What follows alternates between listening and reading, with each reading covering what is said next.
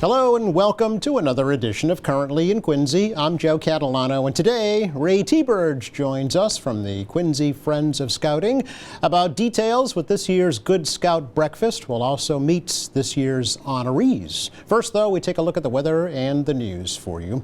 Currently in Quincy, we have sunshine out there, a few high thin clouds. It's 48 degrees right now. Today will turn out partly cloudy, a bit breezy, and highs right where they are right now in the upper 40s. Not as cold tonight under cloudy skies. Lows will drop off into the lower 30s. Tomorrow, a little warmer. A lot of clouds around tomorrow, but highs into the lower 50s tomorrow afternoon. Some rain arrives tomorrow night, and that'll continue into Wednesday morning with some showers and then some clouds later in the day on Wednesday. But look at the high on Wednesday, near 60 degrees. Thanksgiving Day itself looks very nice. Sun and clouds, kind of breezy, and highs in the mid to perhaps upper 40s. Looks to stay dry right through next weekend as well. Sunshine and 48 in Quincy right now. Checking out the news for you today, a new development has been approved for Wollaston Center. The Zoning Board of Appeals last week approved a plan by Elizabeth Wong to tear down a hair salon and a cell phone repair store on Hancock Street and replace it with a one-story, 5-unit commercial building for some new retail tenants. Ward 5 Councilor-elect Maggie McKee generally supports the project but wants to see even more smart developments in that area. I think we do need more actual retail. And so I'm not opposed to having this building, and I think it looks nice. I might actually be undecided more for a different reason than everybody else is undecided, which is I think it could even be a little bit denser because I feel like my question is how does it fit into the future plans of the whole Wollaston Urban Revitalization District. So anyway, I think we can probably come up with solutions that would help with parking, and in general, we just need to reduce the number of cars on the road. A current Ward 5 Councilor Dan Minton and former Ward 5 Councilor Chuck Phelan, who owns the building housing the adjacent Hamel Leiden Funeral Home, both spoke against that project, citing parking concerns. The zoning board required that the 7-space parking lot behind the new building only be used by customers, not employees, and that a privacy fence be constructed between the new building and the funeral home. Workers continue to put together a historic granite house at the Quincy Quarry and Granite Workers Museum in West Quincy. The home was disassembled and moved to the museum site off of Raschuti Drive from its original location on Willard Street after the owners of the Common Market restaurant gifted it to the city rather than tearing it down to make way for a new apartment building. Now, planners decided to create a larger 1-story building rather than the original 2-story structure to offer more display space for the museum. The city is using over $900,000 from the Community Preservation Fund to restore that home at the museum site. The 1830s house, built of Quincy granite, will be made fully handicapped accessible and have power and water in order to serve as a display space and program space for the museum. Patients that are seeking care at South Shore Hospital's emergency department in Weymouth should not have to wait as long to get a bed if they're admitted to the hospital. The hospital recently doubled the number of beds from 10 to 20 in their new West unit on the first floor right near the hospital's main entrance. The West unit will primarily serve patients who come through the emergency department and require additional monitoring, testing, or treatment. The hospital also recently reopened 10 inpatient medical surgery beds, resulting in a net gain of 20 beds throughout the hospital. Hospital President Alan Smith credits longtime supporter and board member Alan McKim for his philanthropic support to fund that expansion project. Now, the turtle stranding season has begun. Cold, stunned sea turtles are being treated at the New England Aquarium's Sea Turtle Hospital at the Quincy Shipyard. Over 200 turtles have already been rescued from Cape Cod beaches this month, including the critically endangered Kemp's Ridley, loggerhead, and green sea turtles. Every fall, volunteers with the Wellfleet Bay Wildlife Sanctuary scour the beaches for turtles that have become stunned by the cooling ocean waters. They suffer from hypothermia, dehydration, and other ailments. Turtles are treated at the Quincy facility. Up to 80 remain in Quincy until summer, when they're released into the ocean. The others are taken to other treatment centers around the country. Over 500 turtles were rescued last year. Well, this is the week City of Quincy gets into the holiday spirits with the traditional crosstown rivalry Thanksgiving Day football game between Quincy and North Quincy High Schools on Thursday, the annual turning on of the lights in Quincy Center Friday night, Santa's arrival by helicopter at Pageant Field on Saturday, and then on Sunday, it's the 72nd annual Quincy Christmas Parade. This year's parade is expected to continue to pay tribute to this year's Quincy 400 celebration. There'll be many Quincy 400 floats from the Flag Day Parade making another appearance on Sunday. The parade steps off at noontime Sunday in Quincy Center, makes its way along Hancock Street to North Quincy High School. There were also a number of neighborhood tree lighting ceremonies held around the city. And then on December 2nd, the free ice skating rink opens near Kilroy Square. The General's Bridge and Park tree lighting ceremony is December 7th. Don't forget Santa's mailbox set up on the Hancock Adams Common. And of course, no postage is necessary. That's our check of news for you today. Coming up, the Good Scout Breakfast is coming up next month. We'll get all the details next.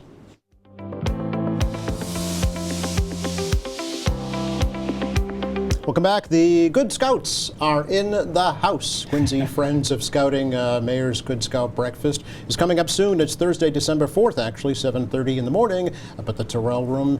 We have the chairman of the Quincy Friends of Scouting, Ray T-Burge, and also this year's 2 honorees at the breakfast. So, gentlemen, welcome. Thanks for coming over. Thank you, Joe. Good morning. Thanks for having us. Good to see you all. Good to see you. The Scouts, I feel like I better be prepared. That's right. Always prepared. Always prepared. Sounds like a motto. Exactly.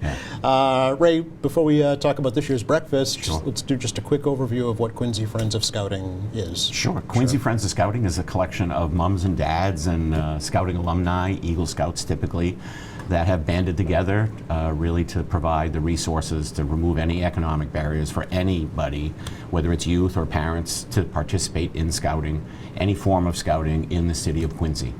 We believe that Scouting is an integral part of building this community and the fabric of the community, and we want to make sure that it continues and not be dependent on any particular corporation or church or what have you. So we've all banded together to make that support system homogenous, if you will, for the whole city, whether you're in the Girl Scouting program or the traditional Scouts BSA program. Right. We're here to help you. Yeah, and is that unique to Quincy, do you know? It is. Yeah. It is unique to Quincy. We saw sort of the tide changing maybe a couple decades ago and decided to take the future into our own hands. Right, yeah, 2007 I think is when it was first formed. Correct. Yeah, yeah. Very good. How many Friends of Scouting are there, just roughly? There are about 65 members of right. Quincy Friends of Scouting, and we provide equipment, we provide training, we provide grants, we provide transportation, whatever a unit needs. So we coordinate with all of the Scouting units in town. 6 on the neck, pack and troop 6 on the neck, the Girl Scouts, Quincy Girl Scouts, and also Group 42, which is a pack, troop, and a crew as well. Who can be a Friend of Scouting in Quincy? Pretty much anybody. Yeah. Anybody who wants to help. Okay. Yeah. And how does that happen? I would say go to the qfos.org website, and the generic address is info@qfos.org. Okay. That email will come to myself. Okay, all right, Yeah. very good. And are there any specific needs right now that you want to talk about with the Friends? Primarily financial. Okay, I think the back edge of the sword that we're experiencing is now that Scouts BSA has become open to both genders. We're seeing more and more families that have multiple children. Yeah. in their family. So they have their daughters and their sons are in the program, and they want to go off to summer camp. And instead of summer camp being a $700 venture, it becomes a $2,100 Yes. venture Yeah. because dad doesn't want to have to choose which child gets to go. Of course, right? You want all your kids to have that You want all your experience, kids to have the benefit of it. Sure. And that's when we get the call and say, hey, Ray, can you help us out? yeah. Okay. Yeah. Which is why the Good Scout breakfast is so important, right? Exactly. Exactly. See how I led you right That down was the road. perfect. You're excellent, Joe. Thank you. Thursday, December 4th, 7:30 up at the Terrell Room. What's the history of this event, actually? The history of the event goes back 28 years. Oh, it does? Yeah. Oh, okay. And it was primarily to raise the funds to help out with Camp Massasoit, which was a scout camp that we had down in Plymouth. Oh, okay. It was the old Quincy Council's Boy Scout camp, Yeah. traditional summer camp. Summer camp, yeah. Yep. Unfortunately, now it's been sold off, but at the time we needed to build some cabins and some tent sites, and so the intent was to raise some funds Yeah. to help them. Okay.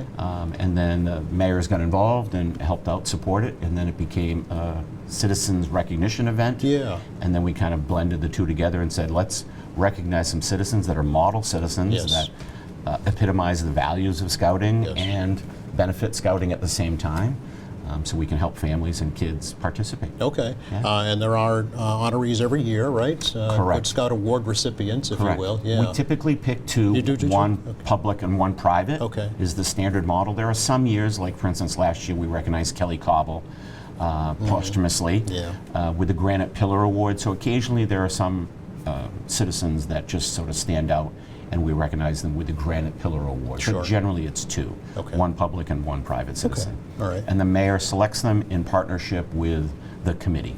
Okay. This year, we are honored to have in our presence Sean Glennon and John Cohane. Absolutely. So I'm guessing the public and the private, right? Correct, correct. Yeah. Congratulations to both of you, by the way, first you, of Joe. all, being named a Good Scouts Award recipient this year. Sean, you've been involved with scouting for a very long time, right? And your family now as well. Yeah, Yeah. actually, my kids are the fourth generation. Is that in right? Scouts, yeah, starting with my grandfather, my Wow. dad's dad, who was a scoutmaster in Boston, the Forest Hills neighborhood. And so he was the scoutmaster for my dad. My dad was assistant scoutmaster for me, and now to be a Yeah. den leader for my Yes. kids. Yeah. Awesome. It's pretty remarkable. My brother is an assistant scoutmaster down Duxbury. Huh. His daughter, my niece Sarah, made Eagle Scout last spring, which Super. is pretty remarkable Yeah, too. She's an amazing role model Yeah. for my kids, and so it's been a long history. You know, I mean, decades, probably 75 years involved in my family. So it's pretty special for me. Why is it so special? What is it that you think is so important about Well, it? I mean, as we all know, the program builds character and leadership experiences. These are things that these kids will have for the rest of their lives. You know, many kids are involved in sports and the performing arts too. A lot of these things, you know, help with discipline and those things Right. too. But scouting's just on a different level. They're Different just, level. you know, more life experiences, things that are going to carry them through the rest of their lives that maybe some other programs don't. So I actually wish it was kind of required for every kid to go through interesting. scouting. And the fact that Quincy Friends of Scouting makes these opportunities available for kids that might not otherwise have that opportunity. Right. It just, you know, it's very near and dear to my heart program that I can't help support enough. Yeah. How has scouting impacted you in your position as community planning director here in the city? Well, it's funny. I think the overlap that I see between Quincy Friends of tremendous. Scouting and even the Lions Club and so many Yes. other things. They're just the overlap between these organizations try to help so many kids. Even John had reached out to me over the summer and asked if he could get a set of eyeglass collection boxes. That's a program that the Lions do. Sure. The fact that he reached out and wanted to help with that effort, and now so we did that collection effort. And then just literally last week at my den meeting, we sorted the glasses that we collected over the summer, and these kids sorted 580 pairs of glasses Wow. that are now going to go all across the world Yes. to help low-income families Yes. that wouldn't otherwise have that opportunity. And now they feel vested Absolutely, in that process. Yeah. and they will never forget that Right, they experience won't. and, Yeah. and They that won't. opportunity to help kids Yeah. across the world. That's beautiful. So it's those partnerships. It's Yeah. just the fact that they happen here are phenomenal, and it's just a great experience. Well, it's like a built-in support system, to have organizations like the Lions reach out. Who are we going to get to help us? Oh, the Scouts, right? Exactly. Yeah, and I'm sure you see that in your own family as well now. Absolutely. Yeah. Yeah. I mean, my kids. So my daughter is now in my Weeblos den, and then my boys were before that. They're now in Troop 6. I was gonna say they're and getting older now, They're in yeah. the troop now. My oldest just made Star Scout. He just passed his board review. he just turned 15, and Star was actually as far as I got. Yeah. And it happened much later in life for me than it Yeah. did with Robert. So that discipline that he has, he's a patrol leader and has gone to summer camp the past couple of years with his brother. And those experiences are they're phenomenal. And summer camp especially, they come home with so many merit badges. I'm sure. It helps them excel so much faster than I ever had the chance to. And so to have this program that provides that opportunity, again, Make summer sure it camp. That happens. summer camp's it's a big expense, and my boys, what I love is that in Troop 6 they have a bottle drive the second Saturday of every month, and that bottle drive over the course of the year actually pays for their Summer- tuition. Seriously? Yeah. Wow. So they're very invested because they basically paid for their own ticket to summer camp, camp yeah. every year. But they work it every month. But they work it every month, Okay. and for the kids that might not have that opportunity or can't do it that Saturday for, Yes. for other commitments potentially, to have an organization that can help provide that experience Yeah. is tremendous. Yeah, and it carries on through their adult lives as you have found Absolutely. as Very well. true. No doubt yeah. about it. Yeah, John, let's hear your story about your involvement in Well, Scouting. not as involved as Sean and Ray, but my mom was a den leader. Oh, so no kidding. Yeah. when we were in grade school, so walking home from St. Anne's School, there was a group of us that got together and we had our uniforms on. And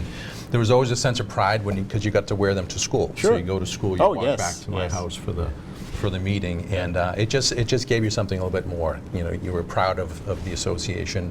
My dad was a Boy Scout himself when he was younger, so we're just 2 generations and not 4 generations. But it's more in working with Ray and seeing what they do over the years has really got me hooked in being part of this committee. Yeah. The money they raise really helps families in Quincy that need it. And as we're talking about the kids these days, they need these experiences, these life experiences. There's so many of them that are just stuck on their phones. Their and- non-electronic experience. Yeah, right? and when you take those electronics away, Yep. you see what they're really made of, and you can teach them leadership skills and things that they'll have for the rest of their lives. So it's so important to keep this going and to encourage more kids to get involved. And Yeah. like Sean said, this should be mandatory for all kids to go through the program. So when you found out you were one of this year's recipients of the Good Scout Award, what did you feel? I was honored. Yeah. I was honored. I mean, I've been on the committee for maybe 15 years Oh, wow. now. Okay. So I was in the Kiwanis Club for years, and Tony Igniti got me involved 15 years ago. So I've been on the committee since then, and have just seen the good work that they do. And it's one of those things you love to do every year. I tell Ray every year it's my favorite morning of the year, the breakfast, because it? you see Yeah. these kids just get up and speak and tell their experiences, and Right. it's like, wow, we are really in good shape for our future. These kids are incredible. Yeah, Yeah. and it makes you reflect too on your own childhood, I'm sure. Yeah, what you yeah, were doing at absolutely. that age, right? Absolutely.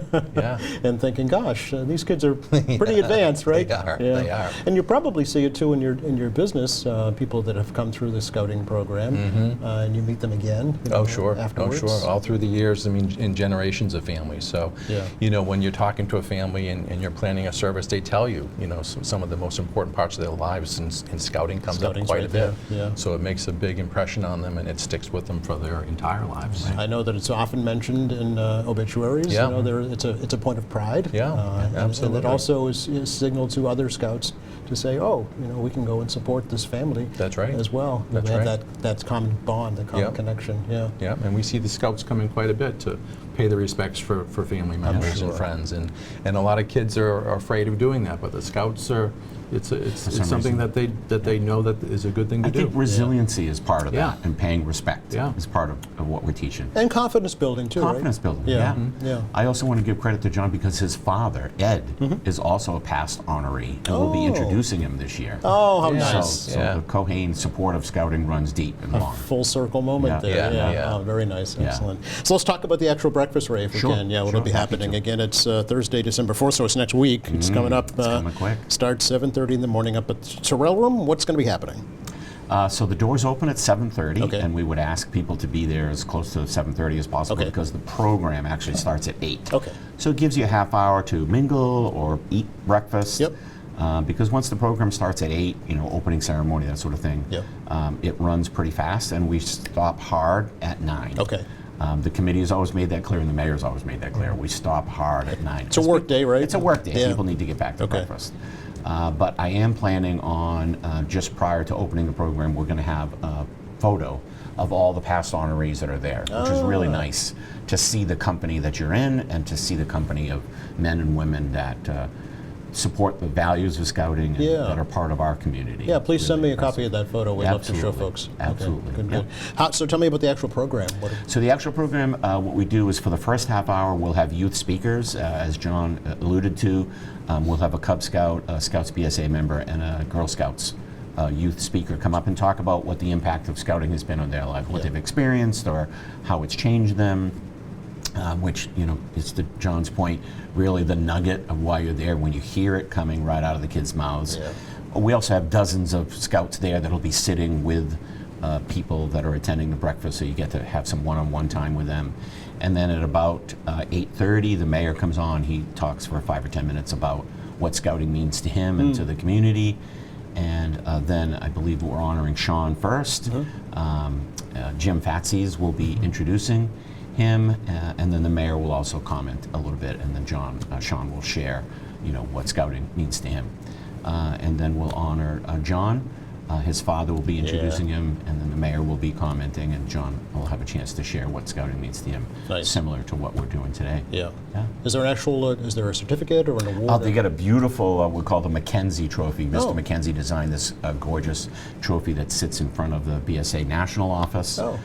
It's a great, beautiful piece. They've been personalized with their names. Nice. And I suspect they will sit in a point of prominence in their offices or homes. Nice, nice. Who's Mackenzie? Mr. Mackenzie, I can't remember Oh, the okay, background story, okay. but But that's the name of it. he was in the his honor. sculptor. He was the sculptor who did the piece of art. Okay, Yeah. all right. And this is open to the public, yes, Ray? Yes. It is, Okay. correct. Yep. The deadline for buying tickets Yes. was actually last Friday. Oh, no. But we do have 2 tables left, so that means I have 16 seats. Okay. So if you wanted to try to squeeze one in, you can still go to the QFOS.org website and submit a request. Okay. And we'll do it on a case-by-case basis. But- Okay.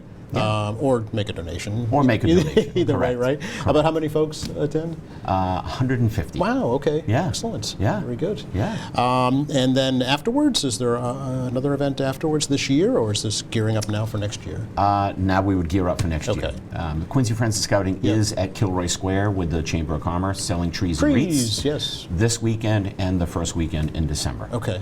So if you want to attend the Christmas Fair event at Kilroy Square, we'd be happy to sell you a tree or a wreath to decorate your house. Sure. And all of those proceeds go directly to helping kids. Okay. participate. And the funds raised at the breakfast, are they geared to any specific? Is this just summer camp funding? or- No general funding, General any funding. grant requests that we receive throughout the year. Okay. Yep. Okay. Yep. About how and much? 100% of them go directly to helping scouts. We have no employees, there's no Well, right. brick and mortar overhead. Yeah.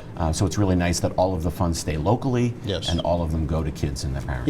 Yeah, you're 501c3, registered 501c3, nonprofit, so correct. it's all Yeah. tax deductible too. Yeah. But how much does the breakfast take? About 40,000. Oh, that's great. Yeah, it is. Yeah. Excellent. Yeah. Did I read somewhere that the camporee is coming back next It year? is the President's Trail Camporee. Wow. We're super excited about that. That'll be Columbus Day Okay. next weekend, next year. Sorry. Okay.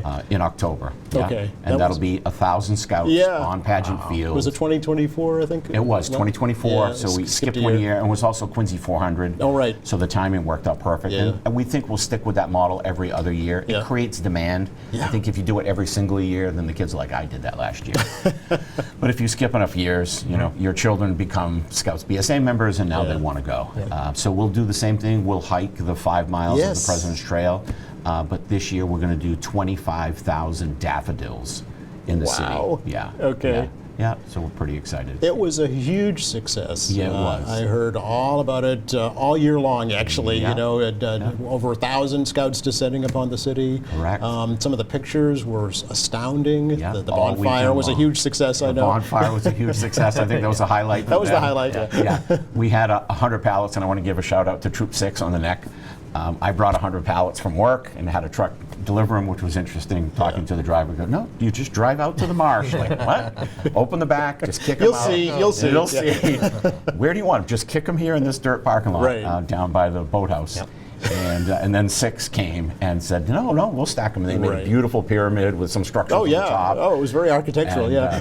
we were in coordination with Quincy Fire, Of just to be course, clear. of They were course. there with a truck, Yes. and Everything was safe and everything was safe. For sure, but yeah. you could see the fire from far. And they You could actually feel called it, all too. the firehouses and said, if you get a call from the public that, the marsh is on fire, it's okay. Right. It's sanctioned, and we have it covered. Okay, so we'll have you back before then Have me to back talk then, more about yeah. that for Look sure. forward to it. But for the short term, it's the Quincy Mayor's Good Scout Breakfast, Thursday, December 4th, 7:30 at the Terrell Room, qfos.org. Correct. Website to go to get those last 2 tables or make a donation anytime, right? Correct. Yeah. We'd love to have you. Sure. Gentlemen, Sean and John, for folks who are maybe considering getting involved with the Friends of Scouting, Sean, why is it a good idea? Boy, for all the reasons I mentioned before, this program, scouting in general, it provides these opportunities for leadership, character development, skills that will carry them for the rest of their lives, and the fact that this organization helps them do that. Right. That's why people should get involved. And I also want to give a huge shout out to this guy right here, Yes. because I had no idea the massive undertaking that this event takes, Yeah. let alone the work that he does all year long. He and Diane and the committee, hats off to Ray. This wouldn't be possible without him, and I want to make sure he's acknowledged for the work that he does. And John, real quick?